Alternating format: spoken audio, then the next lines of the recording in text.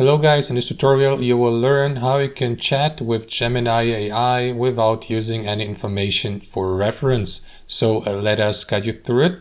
So guys, they recently introduced that feature here on Gemini AI that is called temporary chat. To access it, head over to gemini.google.com, log into your account with your Gmail/Google account.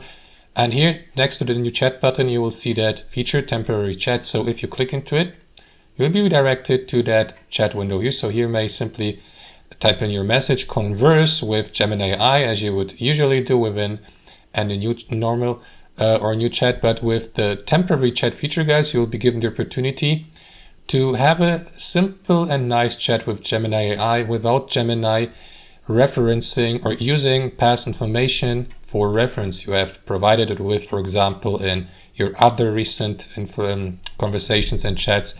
So it will be basically like a completely new and fresh start with a new chat without any background information for reference and without any contextualizing. So you may use it by clicking into this button here and simply start your conversation. And that's how it works, guys. Thanks for watching and I'll see you next time.